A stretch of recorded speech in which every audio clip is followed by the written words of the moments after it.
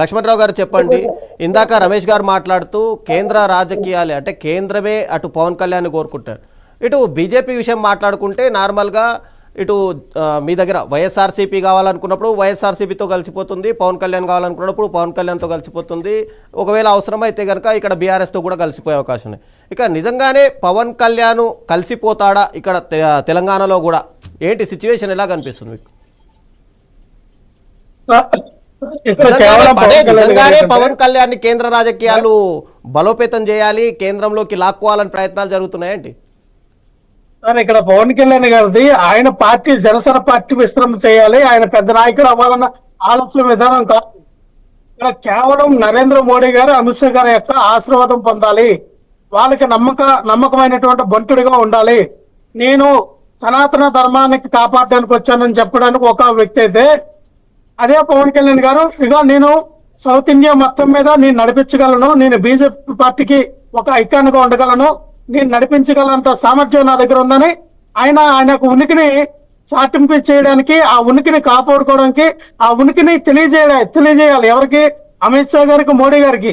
పవన్ కళ్యాణ్ గారే మనకి దిక్కు అన్నట్టుగా ఆయన యొక్క ప్రణాళికలు రచించుకొని వెళ్తున్నట్టుగా మనకు కనబడతా ఉంది. కానీ ఇక్కడ ఏమర్థం అవుతుందంటే, పవన్ కళ్యాణ్ గారికి ఆంధ్రప్రదేశ్ రాష్ట్రంలోనే ఆదరణ కనుమరుగైనప్పుడు మిగతా రాష్ట్రంలో ఆదరణ అలాగ వస్తుంది. నీ సొంత ఐడియాలజీ ఉందా? బీజేపీ ఐడియాలజీ ఉందా? నువ్వు నడిపిస్తుంది జనసేన పార్టీ ఐడియాలజీయా లేదా బీజేపీ పార్టీ ఐడియాలజీ అనేది ప్రజలకు తెలియపరచాలి. నేను బీజేపీకి నమ్మిన బంటిని, బీజేపీ ఎలా చెప్తే నేను అలాగే వింటాను.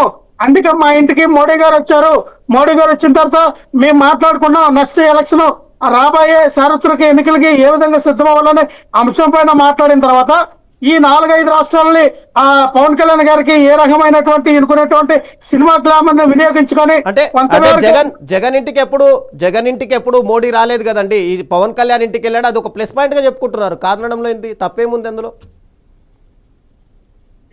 ఏంటండి, జగన్ ఇంటికి ఎప్పుడు మోడీ రాలేదు కదా, పవన్ కళ్యాణ్ ఇంటికి మోడీ వచ్చాడని వాళ్ళు గొప్పగా చెప్పుకుంటున్నారు, దాంట్లో తప్పేముంది? సార్, జగన్ గారి ఇంటికి పవన్ కళ్యాణ్ జగన్ గారి ఇంటికి నరేంద్ర మోడీ గారు రాలేదంటే మేమేమో పొత్తులో లేము, లేదంటే బీజేపీ పార్టీకి సంబంధించిన కార్యాచరణలు మేము చేయట్లా. మాకంటూ ఒక పార్టీ ఉంది, మా పార్టీకి సుప్రీం జగన్మోహన్ రెడ్డి గారు. మా ఇంటికి ఎవరు వచ్చినా రాకపోయినా జగన్మోహన్ రెడ్డి గారే సుప్రీం.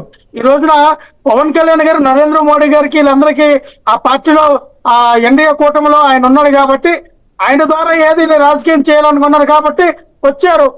ఎందుకంటే దాన్ని వీళ్ళు గొప్పగా అనుకుంటే ఎలాగా?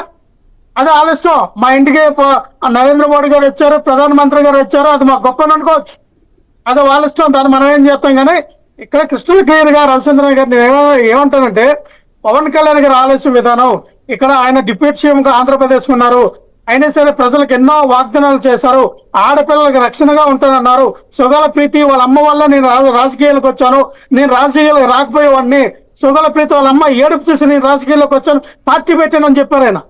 అంటే పూటకొక మాటలు మాట్లాడతారు. మరి అదే సుగల ప్రీతికి ఏం న్యాయం చేశారు?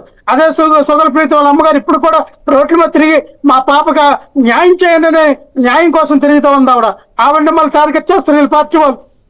అలాగే మీకెందుకు నన్ను నమ్మి ఓట్లేయండి, అన్ని హామీలు అమలు చేపిస్తాను, సూపర్ 6 కూడా మీ అందరికి వస్తుందని చెప్పి పవన్ కళ్యాణ్ గారు ఓట్లు వేయించుకునే పరిస్థితి ఉంది.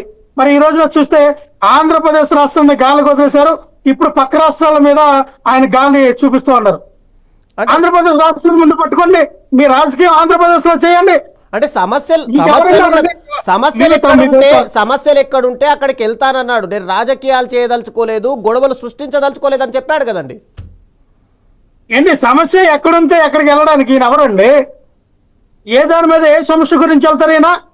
ఇప్పుడు తెలంగాణలో సమస్యలు ఉన్నాయి, తెలంగాణలో సమస్యలు ఉంటే తెలంగాణలో పార్టీలు ఉన్నాయి, తెలంగాణలో వాళ్ళ నాయకులు ఉన్నారు. ఆ ప్రాంత ప్రజలకి ఎవరైతే నమ్మకంగా ఉంటారో వాళ్ళ వైపు వాళ్ళు ఓట్లు వేసుకుంటారో, వాళ్ళు గెలిపించుకుంటారో, వాళ్ళ ప్రాంత నాయకులు అడుగుతారు. వాళ్ళ ప్రాంత నాయకులు లేరా అడగడానికి?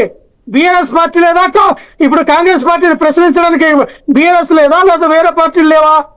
ఏ పవన్ కళ్యాణ్ గారు ఒకరే వెళ్ళి కాంగ్రెస్ పార్టీని ప్రశ్నిస్తే అక్కడ ఏమైనా జరుగుతాయా? ఏమీ జరగదు. రేవంత్ రెడ్డి గారు పవన్ కళ్యాణ్ గారు చెప్పినట్టుగా వింటాడా? లేకపోతే అక్కడ ప్రతిపక్ష పార్టీయా? కాదు కదా. మల్లయ్య గారు చెప్పండి, వినే అవకాశం